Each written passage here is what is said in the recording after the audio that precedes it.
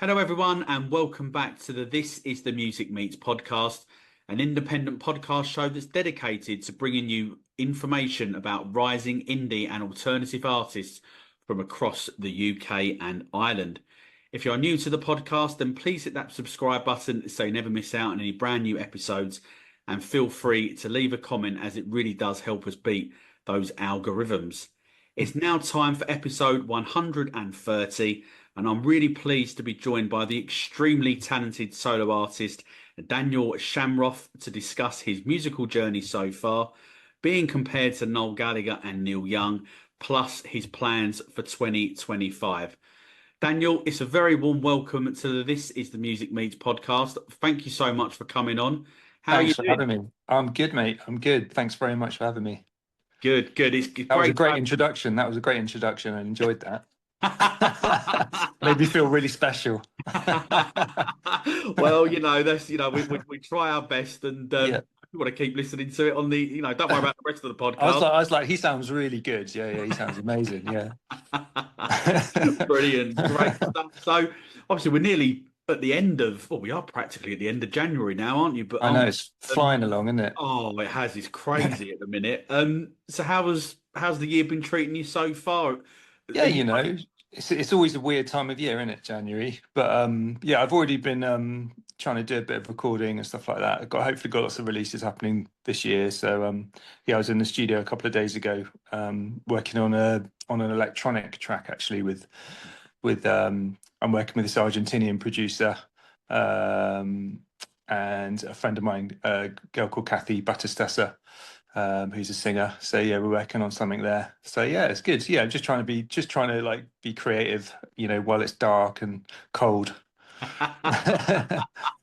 No, definitely. It sounds that sounds really exciting. But are you one of these people that is into all the New Year's resolutions? Do you make any? Have you kept them yet, or are you just not Do you that know what? really? I didn't have time this year. My mum slipped on her decking and broke her wrist on New Oh, Year's Eve. So I had to rush down there. Me and my wife had to rush down there and just like make sure she was all right, 'cause she's only got one arm. oh, So to wow. like chop all the bits of like food for her, so she, and take the Yeah, toothpaste lid off, so so she can, yeah. So that was kind of New Year. But no, I didn't really do the like resolution thing this year. I'm just like, yeah, I do it sometimes. How about you? Did you make lots of resolutions? not well. The only one really was to try and obviously with the radio show that I do, just to try and Yeah, I vowed that I would try and find at least one artist a month yeah. to introduce, maybe the first time that they'd been on the show, or maybe Oh, nice. heard them. So I've Yeah, done yeah. one so far, and I think that was in like the first week of January, and that was it. Yeah, it's So like yeah, most New Year's resolutions. You do it for a month, don't you? It's like everyone goes to the gym or goes to the swimming pool, and then it all sort of tails off into February, doesn't it? yeah, absolutely. So I have made a mental note that I carry on with me resolution next month. Good Um, stuff. it's out there now as well. I mean, I can't even say that. I can't even deny that I said it, right? That's So, it. so can you just tell us then a little bit about, your journey into music? What sort of sparks your passion for creating songs? Yeah, I get asked this quite a lot, actually. I mean, it's kind of a weird one, isn't it? How does anyone get into music? You normally get into music by what's around you growing up, whether that's your older brothers or sisters' record collection, or your parents' record collection, or what you hear on the radio, or that kind of stuff. I mean, for me, it was kind of like, yeah, my mum and dad were both really like into music. They weren't musical themselves, but they were both really into their music. So my mum's a massive Bowie fan, and then my dad's a massive Neil Young fan. So I kind of grew up with Neil Young on it in the car a lot. My dad's singing really badly to Neil Young out the window or whatever. And then just kind of discovered the guitar. My dad had a guitar. He wasn't a great guitarist, but he had a guitar knocking around in the house. And then I kind of picked that up when I was like 11 or 10, 11, that kind of thing. Yeah. And then just kind of started messing about on it. And didn't really have any kind of major interest. But I mean, I think when I started kind of getting my head down and trying to learn a few chords, then the first thing that came to me naturally was like, can I get a song out of these three chords? These three chords that I know how to play. I don't know how to play anymore, and I still don't know how to play more than three chords. But I was like, can I get a song out of these three chords? And it just kind of came to me that way. And then I just became very obsessed about what is a song and how you write a song, and it's just never gone away ever since. You know, I love just picking up the guitar and messing about and just seeing what comes out. And Yeah. sometimes you get a song, sometimes you don't, but I just love that whole process. So yeah, yeah, that was kind of my way into it all. Obviously played in loads of bands growing up, from like the age of like 13, 14. Yeah. Played in various bands with your mates at school and then at college and all of that. Yeah, and then yeah, it just went on from there really. But yeah, the kind of the thread running through it all has always been writing songs and documenting them and recording them, and that's I don't think that's ever going to go away. I think I'll be doing that until I'm in my 90s or whatever, if I make it that far. Brilliant. I love that. I love that. So with those sort of influences there that you've sort of mentioned from your mum and dad, obviously Neil Young will come on. There's obviously a comparison in a magazine Yeah, yeah, it's with funny you that. him. Are they sort of still influencing you now, or have you sort of gone off Yeah, into like different directions and um, stuff? I'm really funny. Like I don't kind of go out seeking music. I do sometimes, but not like I've got lots of friends who kind of just seek music, and they're always saying, "Oh, you got to listen to this. You got to listen to this." And I'm not one of those people. I'm a bit lazy, and I kind of tend to wait till someone says, "Oh, you've got to listen to this album," and then I'll give it a listen. So I'm kind of stuck in the past. You know, I'm stuck on stuff from the 60s and 70s and the 90s. You know, I'm stuck on the music that kind of that I loved then and I still love now. But obviously new stuff comes in. Um, but yeah, I've forgotten what the question was now. Well, just kind of like are those early, I guess, early influences, I guess, suppose, are they still shaping you like now as a Oh, musician in definitely. terms of, Yeah, definitely. Like, you know, all the great albums that you listen to when you know that are kind of when you're in your teens growing up and that mean everything to you, you know, they still mean as much to me now as they did then. You know, you probably just hear them a little bit differently as you get older, you know. um but yeah, I like, you know, I like lots of different types of music. You know, I'm into like everything from, you know, 60s 70s guitar bands like the Beatles and all of that. Mhm. But you know, but then obviously lots of singer-songwriters like Dylan and Neil Young and um, loads of stuff. Yeah, I mean, I'm also into like Ryan Adams. I'm quite a big Oh, Ryan okay. Adams fan. Yeah, Um, yeah. and then I was lucky enough to see him. I've seen him a couple of times. I saw him with his band when he was playing with Noel Gallagher a few years ago, which was really good. But then I saw him play solo um, a few months ago, and he did a 3 hour acoustic set. Wow. 3 hours, just him and a guitar. Well, he played a couple of songs on the piano, but it was just like an hour and a half, then like a 20-minute break, and then another hour and a half, just song after song after song, which is, you know, which was amazing to see someone hold an audience for 3 hours, just, you know, Yeah. just with a guitar. I don't know if there's that many people that can do that, you know, No. like maybe like Bob Dylan or, you know, Mm. Noel Gallagher maybe, but not very many. No, Um, definitely. No, yeah, definitely. yeah. Yeah. But I'm into loads of stuff. I'll probably be into similar stuff that you're into. You know, if I look to your record collection, you know, I don't know, but you know, Yeah. Yeah, there'd pretty. probably be lots of crossovers, I imagine. Yeah, I think that's probably fair to say, to be honest. And it's funny you saying about um, Ryan Adams, are sort of friends of mine. I don't particularly see anymore, but they were massive Yeah, Ryan Adams fans. That go everywhere. Oh, you've got to listen to him. You know, it was around the time when he did his sort of like finger picking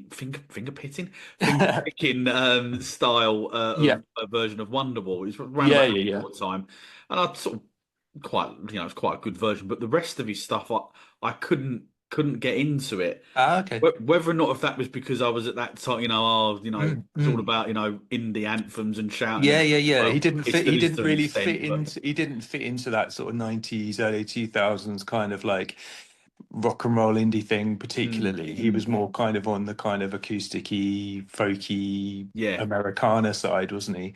But yeah, if you listen to each of his albums, they've all got a different. He's a bit like Bob Dylan in a way because he's done a rock and roll album. He's done a country album. He's done a stripped down acoustic album. He kind of just goes through each genre and I really respect that because I think that's cool to be able to pick up all these different influences and just kind of nail it, rather than just sticking to one formula and just yeah. doing that whole thing. Yeah, no, definitely. I think the more that maybe it's an age thing. I don't know, but I think the Yeah, more that and especially since doing this, I think I've probably come to appreciate probably more different genres of yeah, music yeah. a little bit more because I think you're listening to it and you You probably hear things differently, appreciate don't you, as you it. get older, and like like Bob Dylan or something like that. Like I can remember my uncle playing me Bob Dylan when I was like 13, and I could Yeah, hear that it was kind of really cool, but it was just kind of a bit beyond me at that age. It didn't quite compute. Whereas like the Beatles really did, I mean, it was yeah, like 2 3 minute pop songs, bang, bang, bang, bang, bang. And, whereas now, as I got older, like Dylan, it's like, you yeah. know, you develop your taste buds develop as you get older. It's like that with music, I think. Yeah, no, absolutely, definitely. I couldn't agree with you more there. So we're just going to obviously clearly we're in 2025, obviously in a minute. We Yeah, could yeah. rewind to last year, kind of, I think it was sort of in the first sort of quarter of Mm. 2024. You obviously put out an EP that was called In Major Comparison. Major So companion. companion, sorry, I've written that down there. Wow, I've got my glasses on. That's That's worrying, all isn't right. it? Yeah, Wow, yeah, I've yeah. written that down here. Brilliant. What a start. Major companion. Sorry, apologies That's it. about that. That's all So, right. firstly, how would you describe the sound of the EP to maybe someone that hasn't sort of heard it before? And secondly, were there sort of like any experiences that sort of shaped the lyrics of those songs at all?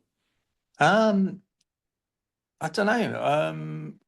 Yeah, I mean, how would I describe it to someone who's not heard it? I don't know really. It's quite a stripped down acoustic record, like a lot of my solo stuff is. Um, but there's also like live strings on a couple of the tracks. Mhm. We recorded in the Kink studio, which is called Conk in London, Yeah, and we recorded some live strings on two of the tracks. So that was really cool.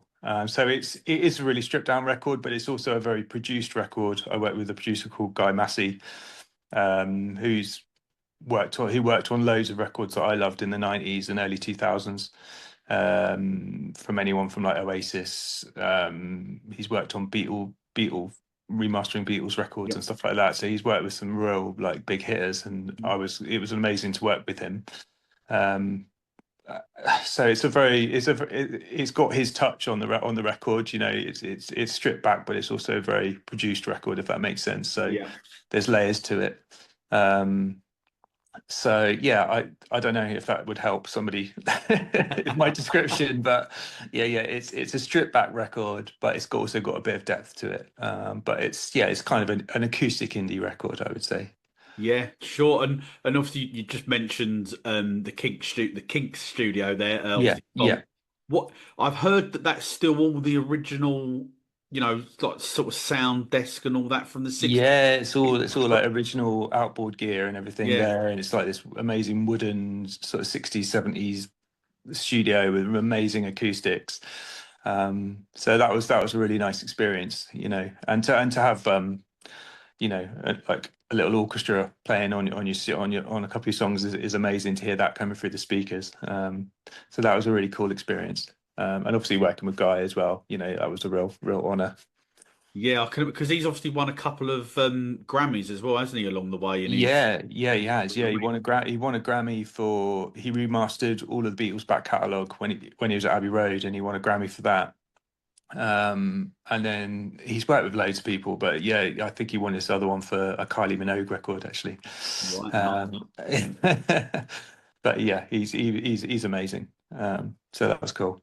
Yeah, yeah, sure, okay. And then obviously sort of towards the back end of last year, over the last sort of 3 or 4 months or so, Mm, you obviously released a collection of home demos, yeah, which included Skyscraper, which has gone absolutely smashed it, I have to say. Over yeah, that's streamed really over well. yeah, brilliant. Over 140,000 Spotify streams.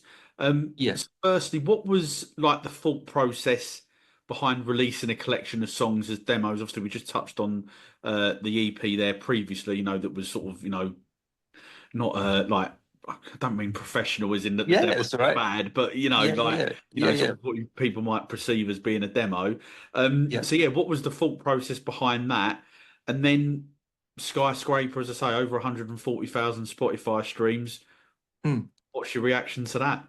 Ah, it's great. Yeah, I mean, so I work with a guy called Scott at the label, and he's been really supportive. I've worked with him for like 10 years or so, and I always like dig out demos and send him stuff, and he's like, if he likes it and gets excited about it, then and I like it, then we tend to put it out.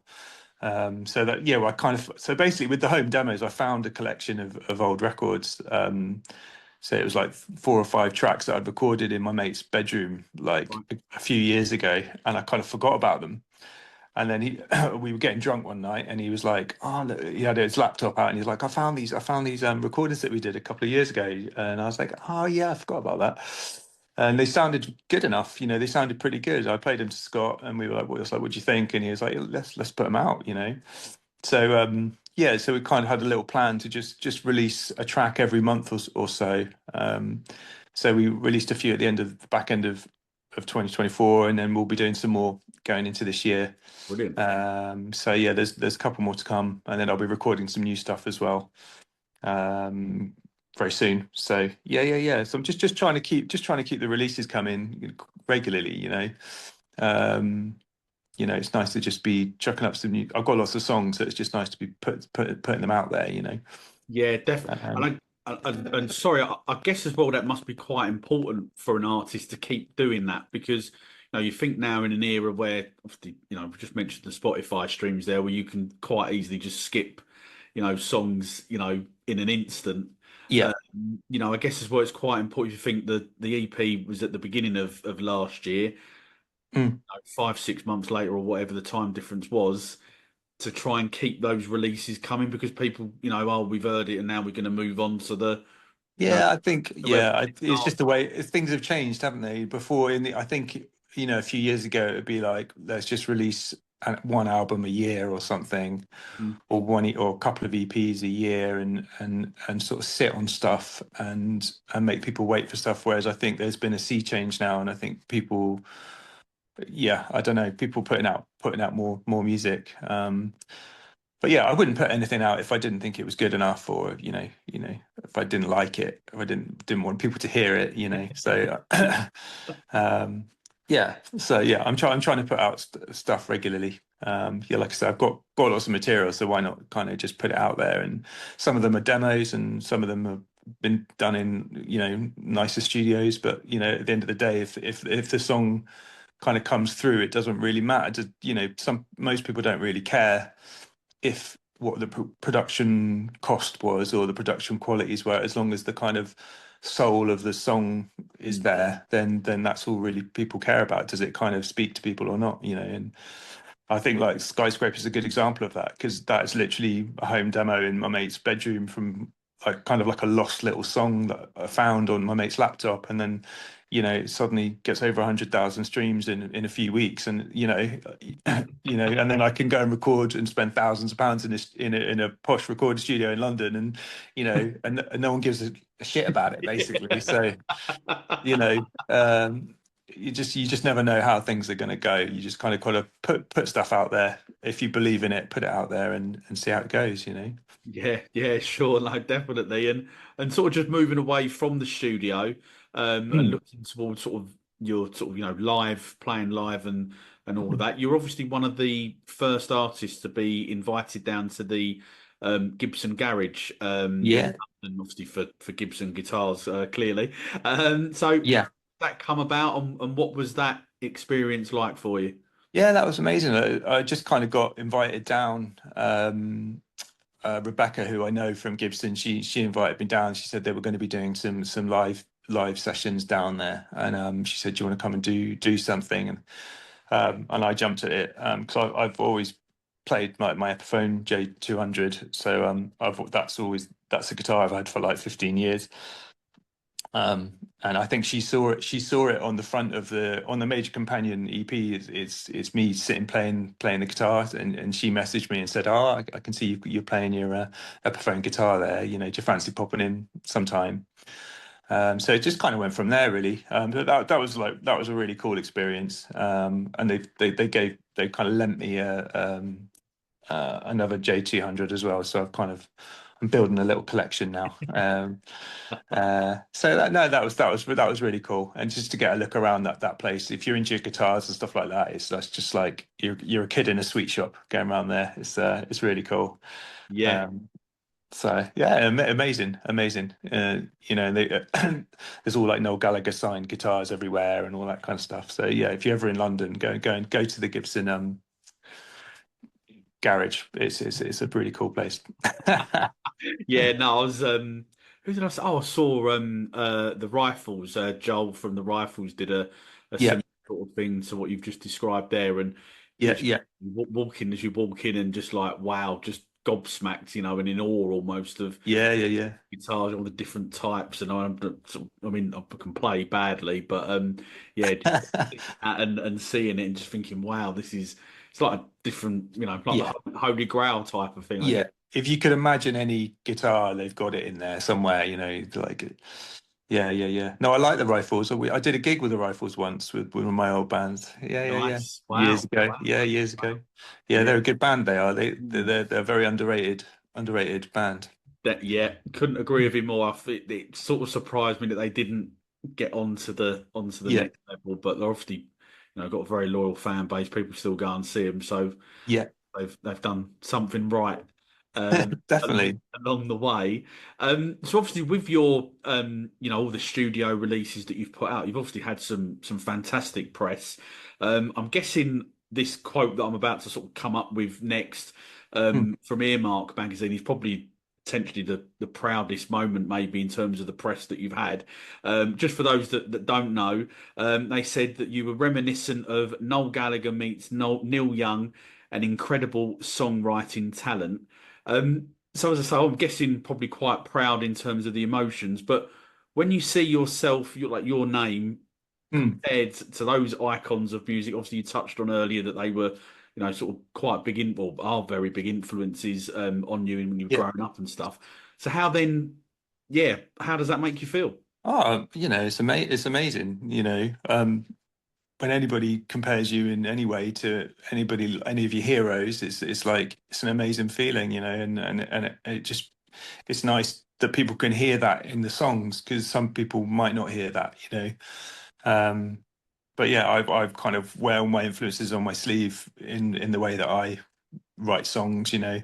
I just think it comes naturally to me. I'm into the Beatles, I'm into Noel Gallagher, I'm into Neil Young. That's my record collection, you know, that's the songs that I've grown up with and they're bound to kind of be there. I'm not trying to copy those people. I've got my own style. You know, I sound like me.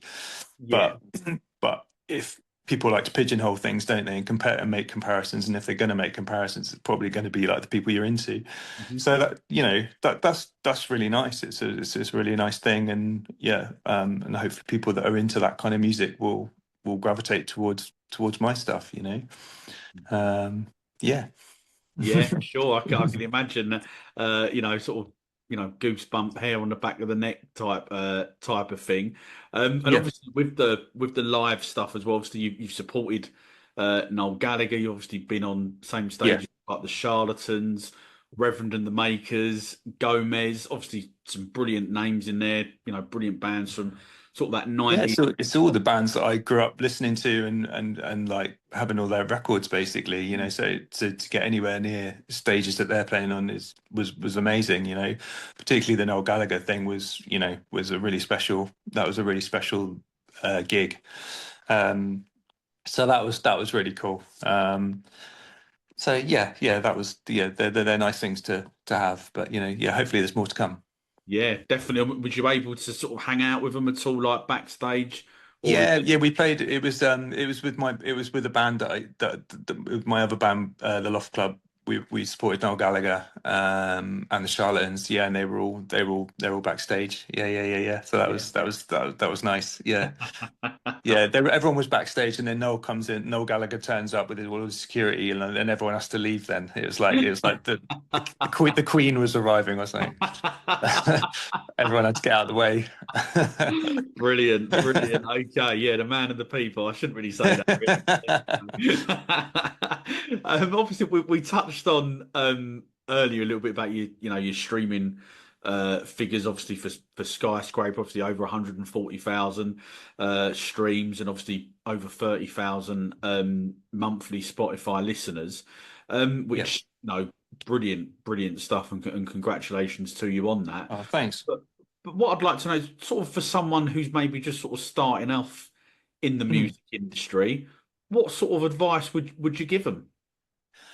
Oh, I don't know. I mean, like the music industry is a weird and wonderful place, isn't it? Especially at the moment. I don't know. I think we're all so geared towards like streaming culture and all of that and algorithms. And I think it's important just to kind of make sure just kind of you've got to interact with that side of it, the online stuff, the social media side of it, and it's changed a lot. And I think as a musician, you're expected to do like 10, 15 jobs all in one as a DIY artist. You've got to promote yourself, you've got to do your own social media, you've got to get your music online, you've got to go out and do shows, you've got to do your own PR, you've got to, it's like, so there's a lot on young people's shoulders that they're expected to be really good at all of these different things. And that's not always possible. I think that's where we go wrong a little bit because, in the 90s was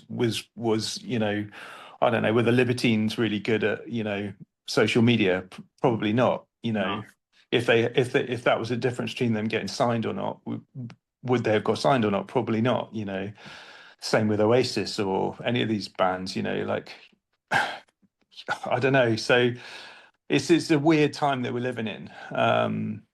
But yeah, I mean, I'm lucky. I've got a label who helped me and helped me particularly on the streaming side, and they're great at spearheading that side of it, and that's been really helpful to get my music out to more people. But if I had to do it all myself, yeah, it's hard. It's hard. So yeah, it's a weird landscape at the moment, and I don't really know where it's going to go from here. But I think the most important advice I'd say is like just do it because you love it. I think it's really easy to forget in this day and age why you're doing it. And I think just do it because you love picking up a guitar and writing a song, or you love going out and playing live, or being with your mates and being in a band. Just keep hold of that and do that because that's why you do it in the first place. So don't lose sight of that with all the other stuff that you've got to do. Yeah, it is. It's a very tough industry, I think, to try and Yeah. get back in it, and it doesn't really make sense at Mm.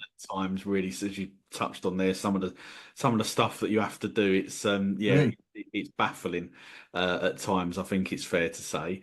Um, Definitely.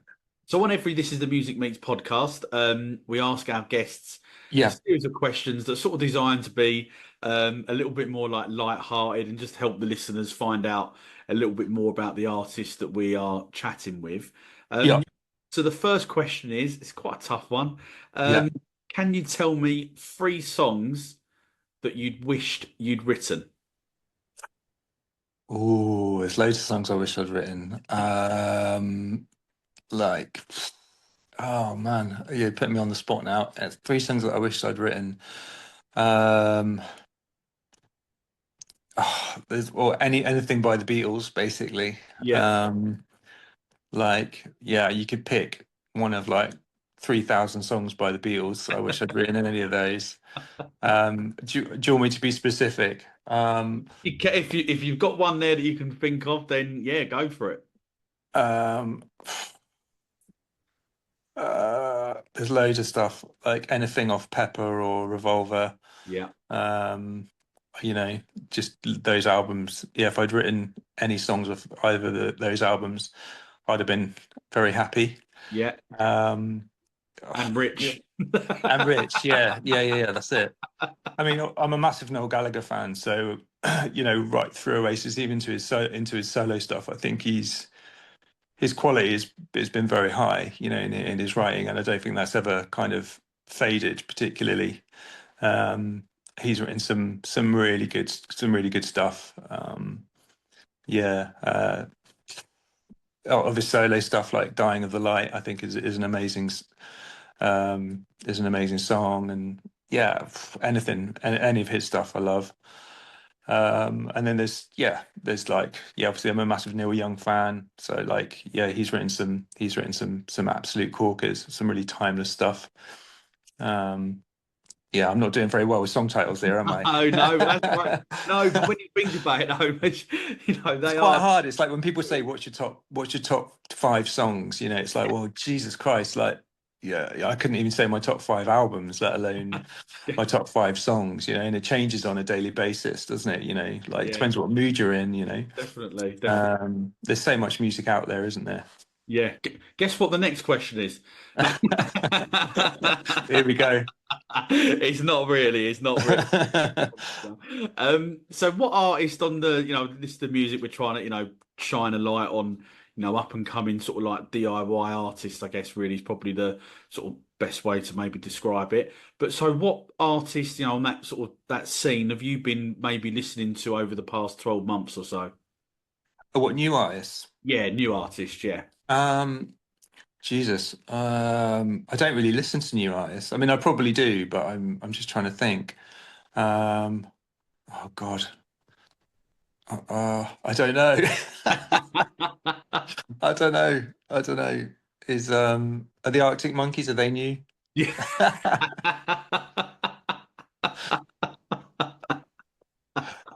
I don't know. I'm just trying to think.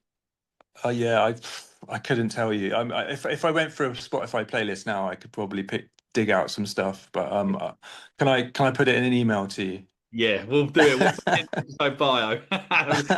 Those recommendations. There you go. Sorry, that was terrible. That's not a Complete problem. fail. No, no, no. So, if you could only play one Daniel Shamroth song for Yeah, the rest of your musical career, but you had to play it in a different style, so it yeah, could be, country or jazz or whatever. yeah. What song would it be? And obviously, what style as well? Um, yeah, I don't know. Sometimes I take some of my older songs and try them in different styles. So I'm kind of into all of that. There's a song called Rat Race that was on the last EP. That was actually a song that was like a full kind of band indie type rock, more of a rocker with my old band. So I'm kind of used to taking a song and reworking it in a different way. So that's one that, yeah, I like playing around with. I could probably take that into another direction if I needed to. I like that. I like that. So if you could collaborate with any artist, Yeah, dead or alive, yeah. who would it be and why? I don't know. Is it too obvious to say John Lennon? No, not at all. No, no. Um, Obviously, yeah, he was just, you know, as a songwriter, I think he just got to the core of what a song is, you know, and I'd love to sort of see that close up. You know, and the way he wrote with Paul and that kind of synergy between the two of them, you know, I think that was something obviously incredible. Mm. So yeah, I'd love to have got near him, or yeah, David Bowie's pretty cool dude. I wouldn't mind sitting down and talking to him about music if he was Yeah, still around. yeah, sure, sure. No, two fantastic choices. And I'm guessing you obviously watched all of the the Beatles Get Back Oh, it and was amazing, wasn't it? Wasn't it that was, so yeah. cool? It was, So yeah, cool. it was. Yeah, It yeah, was yeah, good yeah. to see the dynamic as well, really.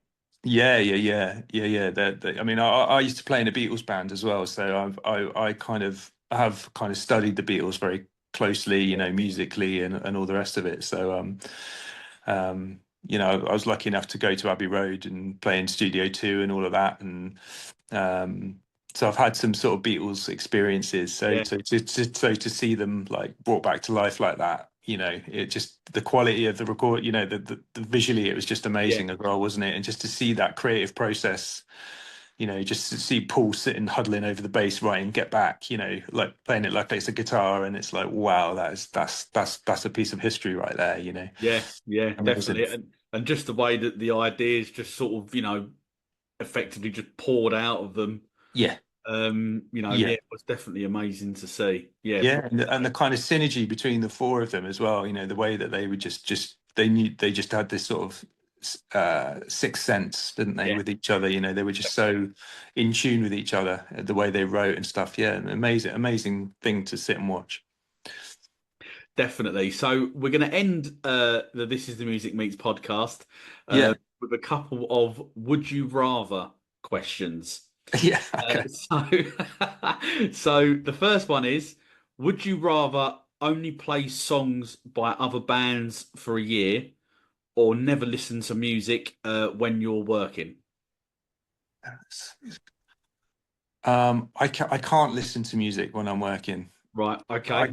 I can't do anything when I'm listening to music. My wife gets really annoyed with me when we're doing the shopping or whatever, going around Tesco with the trolley, and she'll be like, "You're not listening to me, are you?" And I'm just like just swaying from side to side, listening to like Bob Marley or something, comes on. So I can't do anything when there's music on. All I can do is when the music's on, the music's on. Yeah. No, definitely, definitely. So, would you rather have a personal theme song that Yeah, plays every time you enter a room, yeah. or have a sound effect every time you interact with the crowd on stage? I would rather have a theme tune when I walked into a room. I think that would be pretty cool. Yeah. And what's your theme tune of choice? Oh God, something off Mr. Bean or something. I don't know. Brilliant. I don't know. And would you rather have a tour documentary narrated by David Attenborough, sorry, Sir David Attenborough, Yes.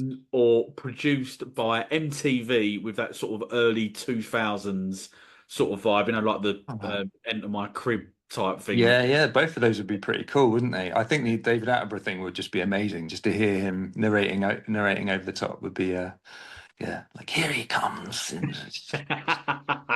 he's sitting on the sofa. Yeah, yeah. I'd be into that. I'd love to watch that. Brilliant. That'd be class. That'd be great. I love that. And finally, what does 2025 have in store for Daniel Shamroth?